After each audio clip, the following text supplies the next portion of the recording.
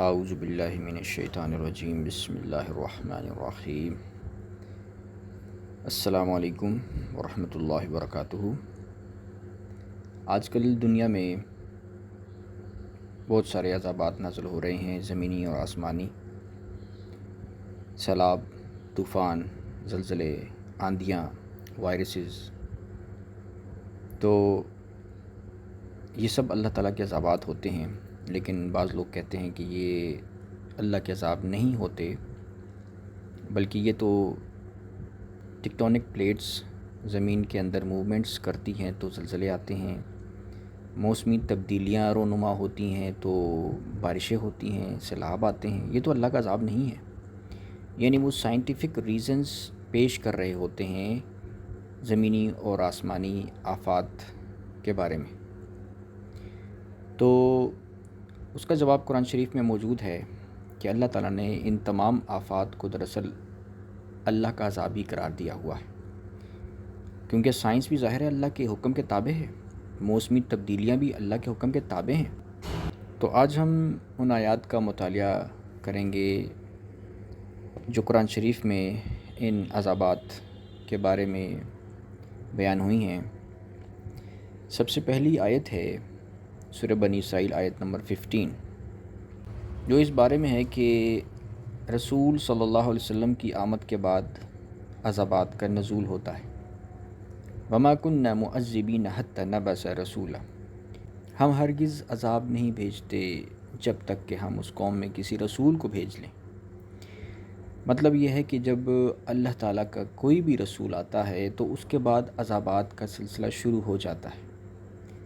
اب جو قوم ہے، مسلمان قوم ہے، عیسائی قوم ہے، یہودی قوم ہے، مشرک ہیں، ہندو ہیں، دہریہ ہیں، جو قیامت تک پیدا ہوتے رہیں گے، ان تمام اقوام کے لیے اللہ تعالیٰ نے محمد صلی اللہ تعالیٰ علیہ وآلہ وسلم کو آخری نبی اور آخری رسول بنا کر مبعوث فرمایا ہے۔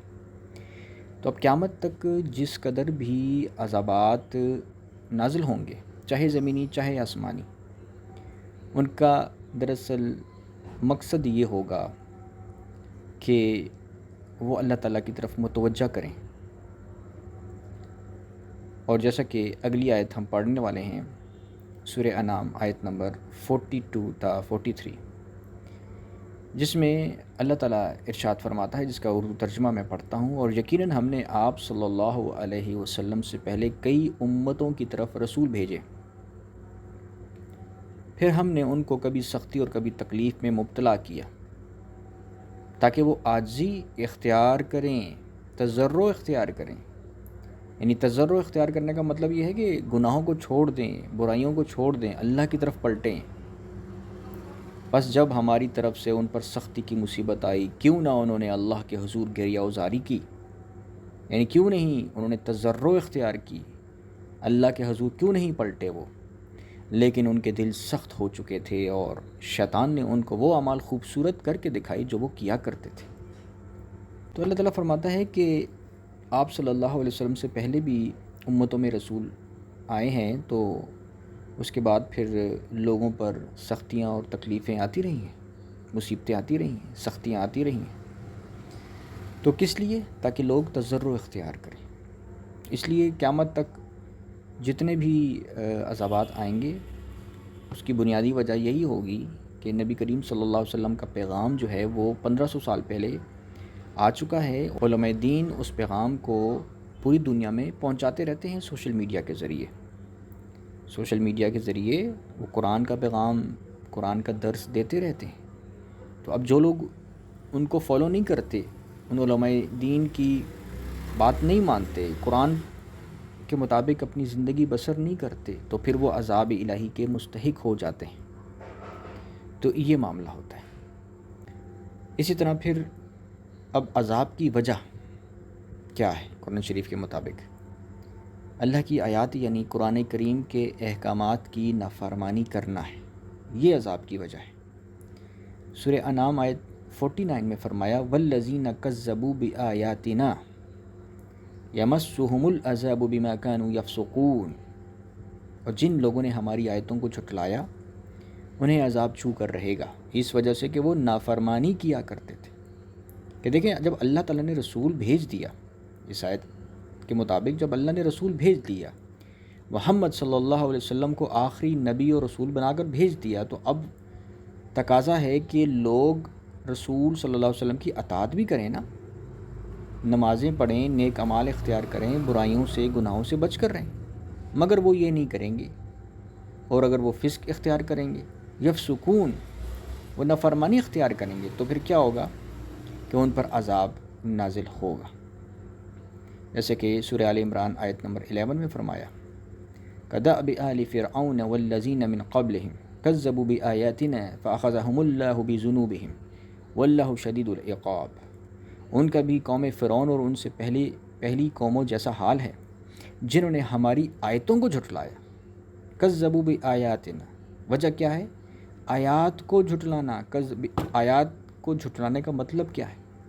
مطلب یہ ہے کہ جب جو رسول پیغام لے کر آیا ہے اس کو نہ ماننا یا مان کر عمل نہ کرنا، یہ دونوں صورتیں جو ہے نا، یہ تکذیب آیات ہے۔ کہ نہ ماننا، اور اگر مان لیا ہے تو عمل نہیں کر رہے، یہ منافقت ہوتی ہے، اس کو کہتے ہیں منافقت، فسق۔ جیسے کہ یہاں پہ فرمایا کہ تم نافرمانی کیا کرتے تھے، اس لیے عذاب چھو کر رہے گا تمہیں۔ تو مان لیا ہے تو فرمانبرداری کرنی ہے، نافرمانی نہیں کرنی، فسق نہیں کرنا۔ فسق کرو گے مان کر تو پھر یہ منافقت بھی ہے، یہ فسق بھی ہے، اور یہی کفر ہے، یہ دوسری ایک کفر کی قسم ہے۔ تو یہ معاملہ ہوتا ہے اگر ایسا کرو گے، جیسے کہ فرمایا ان کا بھی قوم فرعون اور ان سے پہلی قوموں جیسا حال ہے جنہوں نے ہماری آیتوں کو جھٹلایا، تو اللہ سبحانہ و تعالیٰ نے ان کے گناہوں کے باعث انہیں پکڑ لیا، اور اللہ سخت عذاب دینے والا ہے۔ کس لیے پکڑا؟ گناہوں کے سبب، بذنوبہم، گناہوں کے سبب۔ تو گناہ نہیں کرنا۔ رسول صلی اللہ علیہ وسلم کا مقصد کیا ہے کہ جو وہ احکامات لے کر آئے ہیں ان کو فالو کیا جائے، ان کی پیروی اختیار کی جائے۔ نہیں کرو گے، نافرمانی کرو گے تو یہ گناہ ہے۔ جب گناہ کرو گے تو کیا ہوگا؟ اللہ تعالیٰ پکڑ فرمائے گا اور عذاب دے گا۔ یہ ہوتا ہے تکذیب آیات۔ اب منافقین بھی اس دنیا میں عذاب کا شکار ہوتے ہیں۔ منافقین کون ہوتے ہیں؟ ایک تو وہ تھے نا منافقین جو نبی کریم صلی اللہ علیہ وسلم کے زمانے میں تھے، ان کی زندگی میں موجود تھے یعنی، اور ایک منافق وہ ہیں جو قیامت تک پیدا ہوتے رہیں گے۔ تو اب منافقین کی کئی اقسام ہوتی ہیں، اعتقادی منافق، عملی منافق، لیکن دونوں اقسام اس میں شامل ہیں کہ جو اعتقادی منافق ہے اس کے بارے میں بھی یہ آیات ہیں، ان کے بارے میں بھی یہ آیات ہیں، اور جو عملی منافقین ہیں ان کے بارے میں بھی یہ آیات ہیں۔ کیونکہ عملی منافقین جو ہیں وہ فاسق ہوتے ہیں، وہ فسق کرتے ہیں، وہ اللہ تعالیٰ کی آیات کی احکامات کی تکذیب کرتے ہیں، نافرمانی کرتے ہیں، تو اس لیے وہ فاسق بھی ہوتے ہیں اور وہ عملی منافق ہوتے ہیں۔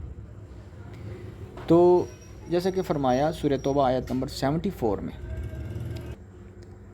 فَإِن يَتُوبُوا يَكُ خَيْرًا لَّهُمْ وَإِن يَتَوَلَّوْا يُعَذِّبْهُمُ اللَّهُ عَذَابًا أَلِيمًا فِي الدُّنْيَا وَالْآخِرَةِ وَمَا لَهُمْ فِي الْأَرْضِ مِن وَلِيٍّ وَلَا نَصِيرٍ۔ سورہ توبہ آیت 74۔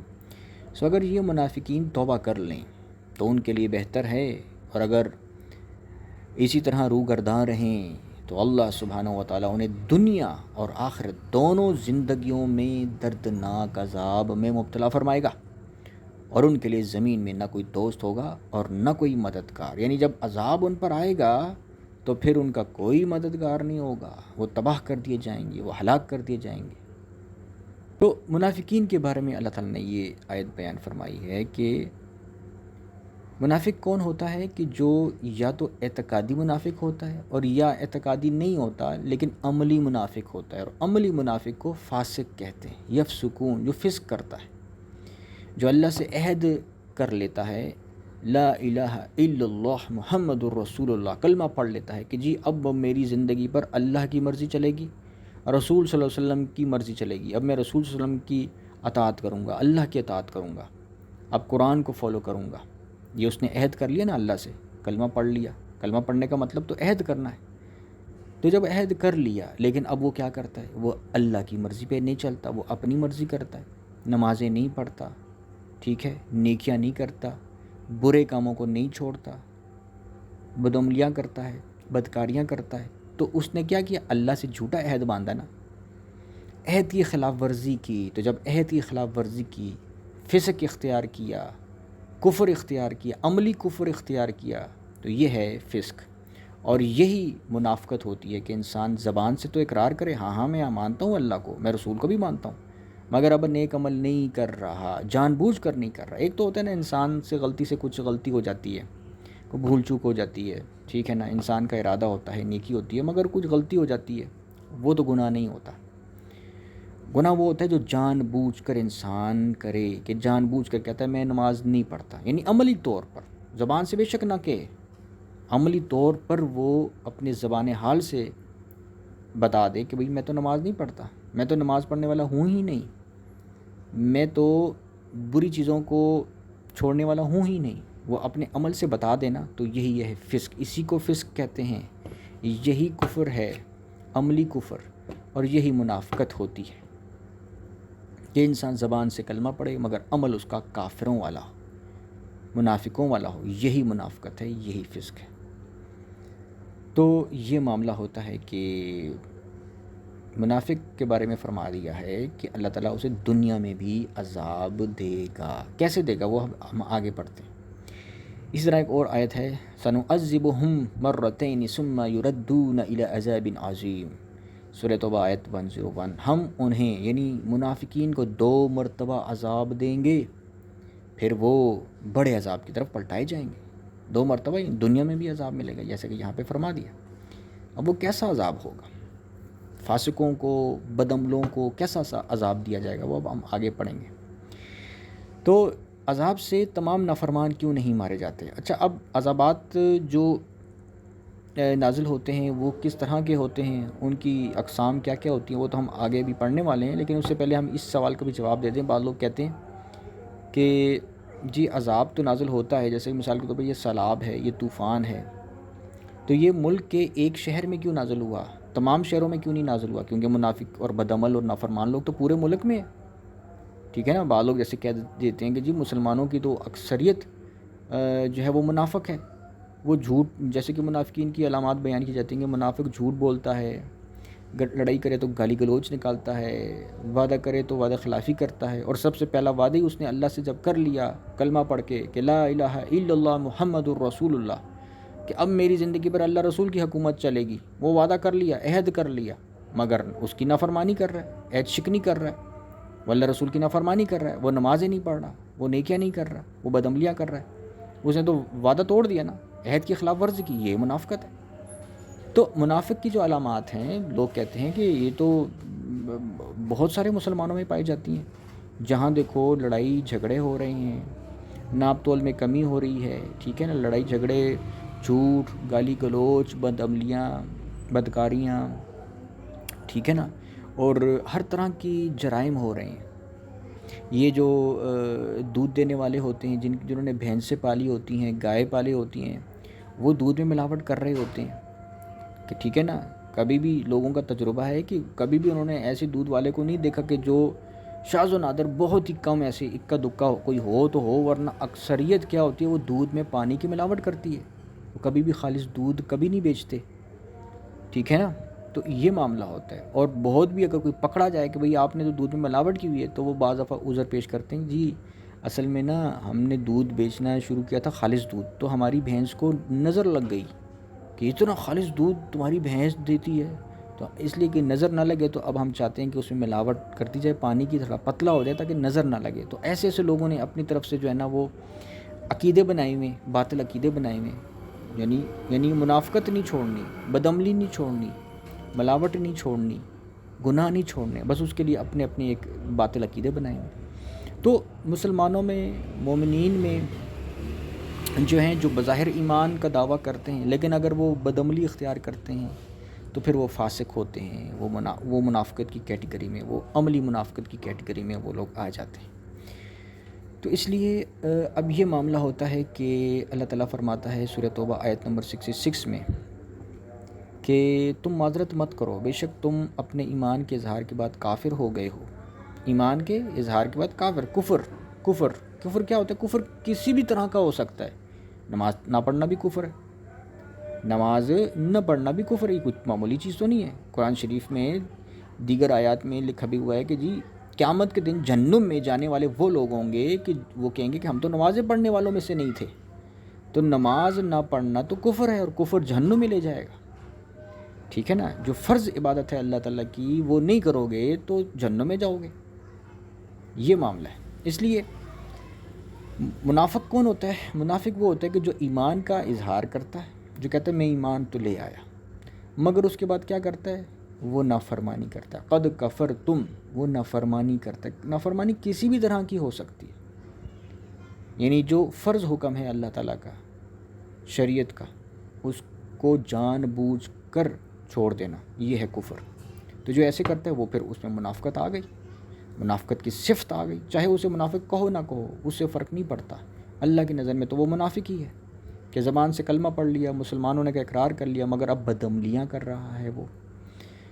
تو یہ معاملہ ہے کہ جب ایمان لانے کے بعد کافر ہو گئے، اگر ہم تم میں سے ایک گروہ سے درگزر کریں، درگزر کرنے کا مطلب یہ نہیں ہے کہ بخشش کر دیں، معاف کر دیں، عذاب نہ دیں، مطلب یہ کہ دنیا کے عذاب سے وقتی طور پر ہم بچا لیں، تب بھی دوسرے گروہ کو عذاب دیں گے اس وجہ سے کہ وہ مجرم تھے۔ یہ ہے جواب اس سوال کا کہ بعض لوگ کہتے ہیں کہ پورے ملک میں مسلمان لوگ خراب ہیں، بد عمل ہیں، تو ملک کے کسی ایک شہر میں ہی کیوں سیلاب آ گیا، وہیں ایک ہی شہر میں کیوں کلاؤڈ برسٹ ہو گیا، باقی شہروں میں کیوں نہیں ہوا؟ اسی وجہ سے نہیں ہوا کیونکہ اللہ تعالیٰ نمونہ دکھانا چاہتا ہے صرف ایک طبقے کو، یہ بتانا چاہتا ہے کہ جو مرنے والے ہیں تم لوگ بھی اسی طرح کے ہو، تو تم لوگ بچ گئے ہو، وہ لوگ مر گئے ہیں، تو تم لوگ خود کو خوش قسمت مت سمجھو، تم لوگوں کے لیے وہ نشان عبرت ہیں، جو لوگ مر چکے ہیں ان سے عبرت حاصل کرو، اب بھی وقت ہے، اور اللہ کی طرف پلٹو۔ تو یہ اللہ تعالیٰ کا طریقہ کار ہوتا ہے۔ اللہ تعالیٰ ایسا نہیں کہ عذاب بھیج کر ساری دنیا کے گناہ گاروں کو بس ایک ہی وقت میں ختم کر ڈالے، مٹا ڈالے، ایسا نہیں ہوتا۔ تو آج تک باطل اقوام کے لوگ دنیا میں موجود ہیں، تو ایسا نہیں ہوتا کہ اب رسول صلی اللہ علیہ وسلم آ گئے ہیں تو اب ساری باطل اقوام اور گناہ گار لوگ ختم ہو جائیں، ایسا نہیں ہوتا، یہ اللہ تعالیٰ کا قانون نہیں ہے۔ بعض کو اللہ تعالیٰ ہلاک کرتا ہے، وہ بھی عبرت کا نشان بناتا ہے جو زندہ بچ گئے ہیں ان کے لیے، تاکہ وہ سبق حاصل کریں، وہ یہ سوچیں کہ بھئی ہمارا انجام بھی ایسا ہو سکتا ہے، ہم بھی سیلاب میں مر سکتے ہیں، زلزلے میں مر سکتے ہیں، طوفان میں مر سکتے ہیں، تو لہٰذا وہ گریہ وزاری اختیار کریں، وہ اللہ کی طرف پلٹیں، یہ مقصد ہوتا ہے۔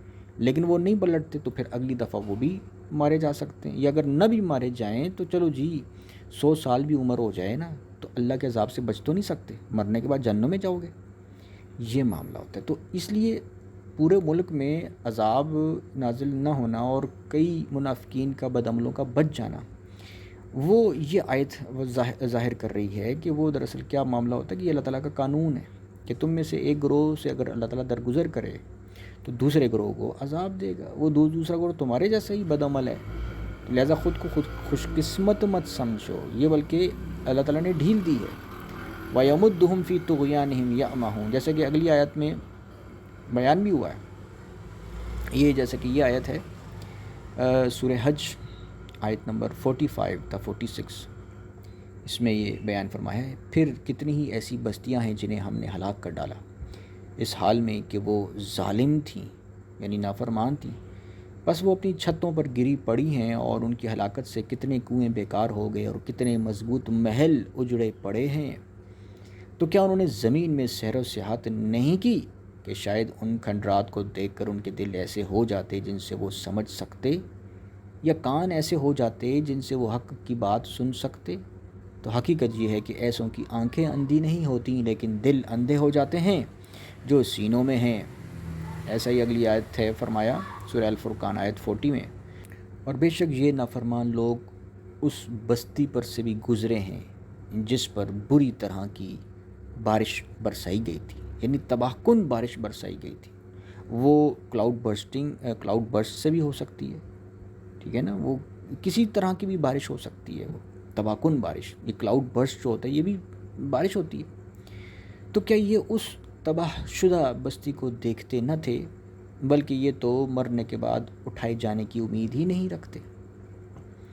یعنی لوگوں کی تباہیاں اور ہلاکتیں زندہ بچ جانے والے نافرمانوں کے لیے عبرت کا سامان ہیں۔ یہ معاملہ ہوتا ہے کہ ملک کے ایک شہر کو تو اللہ نے تباہ کر دیا، یا 2 شہروں کو تباہ کر دیا، لیکن باقی 8 10 15 20 30 شہروں کو اللہ نے چھوڑ دیا۔ کیوں چھوڑا؟ اس لیے کہ اللہ تعالیٰ کا قانون یہ ہے کہ نمونے کے طور پر بعض لوگوں کو عبرت کا نشان بنا دیتا ہے، جو زندہ بچ گئے ہیں وہ تاکہ سبق حاصل کریں، اور جس کا بھی ہم آگے آیتوں میں پڑھیں گے۔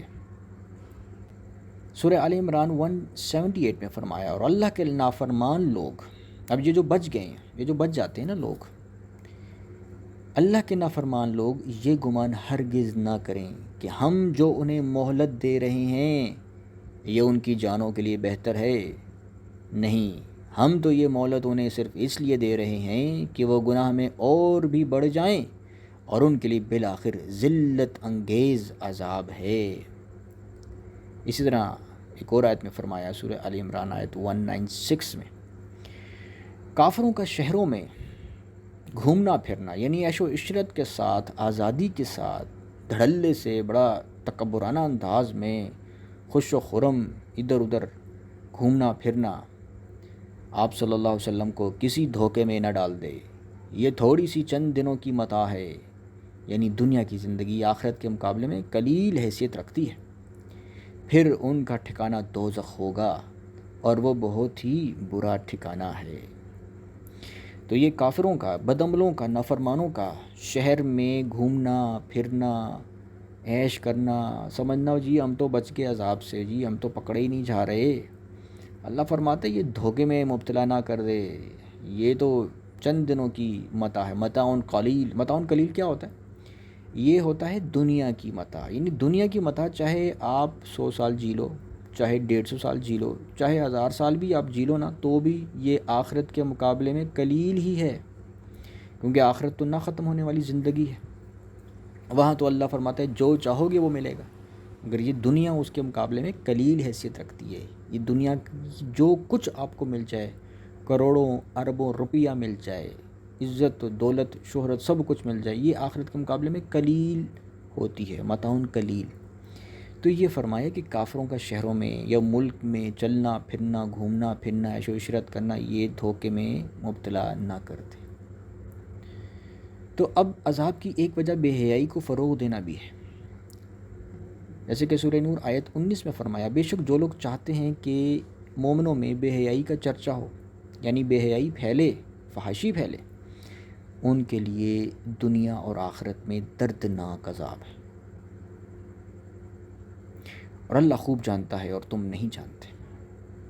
تو دنیا کا بھی ذکر کیا ہے کہ دنیا میں بھی عذاب ملے گا بدعملوں کو، جو فحاشی پھیلانے والے ہیں، فحاشی کو پروموٹ کرنے والے۔ تو آپ دیکھ لیں کہ فحاشی سوشل میڈیا کے ذریعے کتنی پھیلی ہوئی ہے، اور کتنے لوگ اس فحاشی میں غرق ہیں، ٹھیک ہے نا۔ ٹک ٹاک پر بھی فحاشی ہے، یوٹیوب پر بھی فحاشی ہے، فحاشی کو دیکھتے ہیں، لائکس کرتے ہیں، پروموٹ کرتے ہیں۔ اب یہ ہوتا ہی ہے کہ یوٹیوب پر اگر آپ کسی ویڈیو کو دیکھتے ہیں اور اس کا ویو بڑھ رہے ہیں، تو یوٹیوب کو لگتا ہے کہ جی لوگ تو دیکھ رہے ہیں، تو لہٰذا یہ ویڈیو اچھی ہے، اس کو اور مشہور کرو، تو آپ کے دیکھنے سے وہ ویڈیو مزید پروموٹ ہو جاتی ہے، مشہور ہو جاتی ہے۔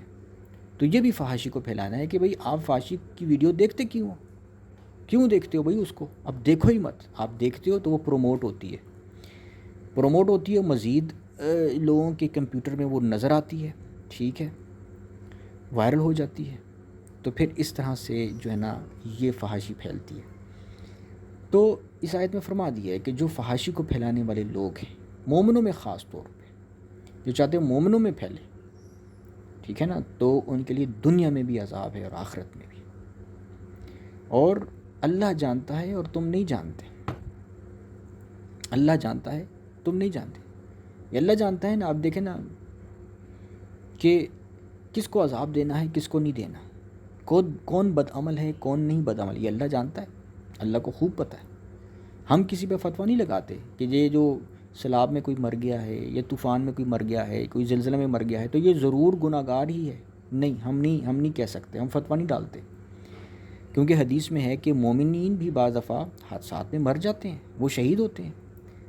نبی کریم صلی اللہ علیہ وسلم نے حدیث میں فرمایا ہے کہ دب کر مر جانے والا شہید ہے، ڈوب کر مر جانے والا شہید ہے، آگ میں مر جانے والا مومن، یہ مومنوں کی بات ہو رہی ہے، شہید ہے، ٹھیک ہے۔ اور اس طرح یعنی کہ حادثات میں اور ایک سخت موت میں کے ذریعے مر جانا، کسی حادثے کے ذریعے مر جانا مومن کا، تو وہ شہادت کی موت ہوتی ہے۔ تو مطلب وہ تو جنت میں چلا گیا نا، ایک مومن کے لیے یہ تو ایک قسم کا سمجھ لو کہ جنت کا دروازہ ہو گیا، کہ اس پر سیلاب آیا، سیلاب میں ڈوب گیا، مر گیا، تو وہ تو جنت میں چلا گیا، اسے تو رزق مل رہا ہے، وہ تو کھا رہا ہے، پی رہا ہے، مزے کر رہا ہے، تو اس کے لیے کوئی عذاب ہی نہیں ہے۔ کہ جو مومنین ہوتے ہیں، جو نمازی ہوتے ہیں، پرہیزگار ہوتے ہیں، برائیوں سے بدیوں سے بچنے والے ہوتے ہیں، وہ اگر ان عذابات میں مر جائیں تو وہ شہید ہوتے ہیں۔ ان پر یہ عذاب تصور ہی نہیں کیا جا سکتا، ہم انہیں نہیں کہہ سکتے کہ ان پر بھی عذاب ہے، ان پر عذاب نہیں ہے، وہ تو جنتی ہیں، وہ تو شہید ہیں، لیکن شرط یہ ہے کہ وہ مومن ہو۔ مومن ان معنوں میں جن معنوں میں قرآن کریم نے بیان کیا ہے کہ جو آمنو و عامل الصالحات، ایمان لانے والے اور عمل صالح کرنے والے ہیں، وتواصوا بالحق وتواصوا بالصبر کرنے والے ہیں، ٹھیک ہے نا۔ نام نہاد جو ہوتے ہیں، جو صرف کلمہ پڑھ لیتے ہیں مگر عملی طور پر نہ نمازیں پڑھنی ہیں، تو نہ اللہ رسول کی اطاعت کرنی ہے، اور سوشل میڈیا پر بھی ہر طرح کی فحاشی کو دیکھنا ہے، اس کو پروموٹ کرنا ہے، لچر لفنگے بے حیا قسم کے لوگوں کو ہیرو بنانا ہے، ان کی ولاگز کو دیکھتے رہنا ہے جو فحاشی پھیلانے والے ہیں، اور نماز کے ٹائم پہ نمازیں بھی نہیں پڑھنی، ٹھیک ہے۔ اور علماء دین جو سوشل میڈیا کے ذریعے قرآن کی طرف بلانے والے ہیں، ان کو بھی نہیں سننا بلکہ ان کے خلاف باتیں کرنی ہیں، تو پھر ایسے ہو جاؤ گے تو یہ تو منافقت ہے، یہ تو فسق ہے۔ جب ایسا ہوگا تو پھر اللہ جانتا ہے کہ کون ایسا ہے اور کون نہیں ہے، وہ جانتا ہے اور وہی عذاب دے گا پھر۔ تو اس لیے یہ معاملہ ہے کہ فحاشی پھیلانے والے، پروموٹ کرنے والے پر بھی دنیا میں عذاب آتا ہے، اور اس وقت پوری دنیا میں سب سے بڑا مسئلہ فحاشی کا بھی ہے کہ کس قدر فحاشی پھیلائی جا رہی ہے، پروموٹ کی جا رہی ہے، شیئر کی جا رہی ہے۔ اب عذاب کی اقسام کیا ہوتی ہے؟ جیسے کہ میں نے ویڈیو میں یہ بات بیان کر رہا ہوں بار بار کہ سیلاب، طوفان، آندھیاں، زلزلے، یہ سب اللہ تعالیٰ کا عذاب ہے۔ اب ان آیتوں میں یہ ذکر ہوا ہے، یہ سورہ البقرہ آیت 208 تا 211 یہ آیات ہیں، اس کا ترجمہ پڑھتا ہوں میں۔ اے ایمان والو، اسلام میں پورے کے پورے داخل ہو جاؤ، یعنی پوری اطاعت کرو، جزوی اطاعت نہیں کرنی کہ نہیں بھئی میں بس یہ کروں گا وہ نہیں کروں گا، اپنی مرضی نہیں کرنی، اسلام میں پورے کے پورے داخل ہو جاؤ، اور شیطان کے راستوں پر نہ چلو، بے شک وہ تمہارا کھلا دشمن ہے۔ بس اگر تم اس کے بعد لڑکھڑا گئے، یعنی شیطان کے رستوں پر چلے، جب کہ تمہارے پاس واضح نشانیاں آ چکی ہیں، یعنی شریعت کے احکامات پہنچ چکے ہیں، تو جان لو کہ اللہ سبحانہ و تعالیٰ بہت غالب، بڑی حکمت والا ہے۔ کیا وہ اسی بات کے منتظر ہیں کہ بادل کے سائبانوں میں اللہ کا عذاب آ جائے؟ بادل کے سائبانوں میں یعنی یہ جو کلاؤڈ برسٹ ہے، دیکھو یہ بھی اللہ کا عذاب ہے، اور فرشتے بھی نیچے اتر آئیں اور سارا قصہ تمام ہو جائے، تو سارے کام اللہ ہی کی طرف لوٹائے جائیں گے۔ اب صلی اللہ علیہ وآلہ وسلم بنی اسرائیل سے پوچھ لیں کہ ہم نے انہیں کتنی واضح نشانیاں عطا کی تھیں، اور جو شخص اللہ سبحانہ و تعالیٰ کی نعمت کو اپنے پاس آ جانے کے بعد بدل ڈالے، یعنی ناشکری کرے، تو بے شک اللہ سبحانہ و تعالیٰ سخت عذاب دینے والا ہے۔ اللہ کی کون سی نعمت؟ یہ قرآن، یہ اللہ کی نعمت ہے۔ نبی کریم صلی اللہ علیہ وسلم کی رسالت، یہ اللہ کی نعمت ہے۔ اب جو اس نعمت کو بدل ڈالے، یعنی اللہ رسول کے اطاعت نہ کرے، اپنی منمانی باتوں کے اطاعت کرے، ٹھیک ہے نا، اپنی منمانی طریقوں پر چلے، تو یہ گویا اس نے اس نعمت کو بدل ڈالا، نعمت کی ناشکری کر ڈالی۔ تو جب ایسا ہوگا تو پھر وہ عذاب کا مستحق ہو جائے گا۔ ایسا ہی سورہ الاعراف آیت نمبر 130 تا 136 میں فرمایا، پھر ہم نے اہل فرعون کو قحط کے چند سالوں اور میووں کے نقصان سے مصائب و تکالیف کی گرفت میں لے لیا تاکہ وہ نصیحت حاصل کریں۔ دیکھا، یہ جو اللہ تعالیٰ عذاب بھیجتا ہے، مصیبتیں بھیجتا ہے، یہ اس لیے نہیں کہ سب کو مٹا ڈالے، بلکہ بعض دفعہ تو وہ نصیحت کے لیے بھی اللہ تعالیٰ یہ تکلیفیں بھیجتا ہے۔ پھر جب انہیں آسائش پہنچتی تو کہتے ہم اس کے مستحق ہیں، اور اگر انہیں مصیبت پہنچتی تو وہ موسیٰ علیہ السلام اور ان کے ایمان والے ساتھیوں کی نسبت منسوب کر دیتے، معاذ اللہ، استغفر اللہ، کہ گویا ان کی وجہ سے ہم پر یہ مصیبت آئی ہے، معاذ اللہ۔ خبردار ان کی بد نصیبی تو اللہ ہی کے پاس ہے، یعنی ان پر مصیبت اللہ کے حکم سے آئی ہے، مگر ان میں سے اکثر لوگ اس بات کو نہیں سمجھتے۔ اور وہ یعنی اہل فرعون کہنے لگے، اے موسیٰ علیہ الصلاۃ والسلام، آپ ہمارے پاس جو بھی نشانی لاؤ کہ آپ اس کے ذریعے ہم پر جادو کر سکو، تب بھی ہم آپ پر ایمان لانے والے نہیں ہیں۔ پھر ہم نے ان پر طوفان، ٹڈیاں، گھن، مینڈک اور خون، کتنی ہی جداگانہ نشانیاں بطور عذاب بھیجی۔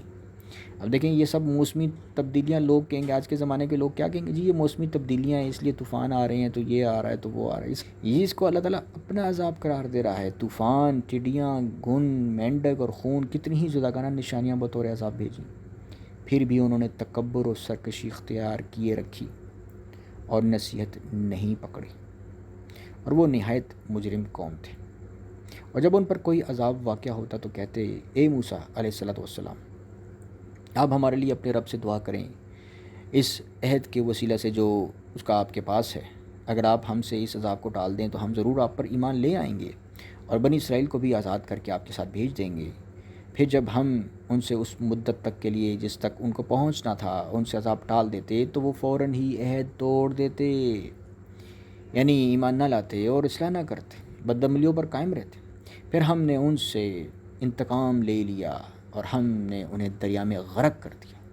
تو یہ دریا میں غرق ہو جانا یہ بھی اللہ کا عذاب ہے، اس لیے کہ انہوں نے ہماری آیتوں کو پے در پے تکذیب کی تھی اور وہ ان سے بالکل غافل تھے۔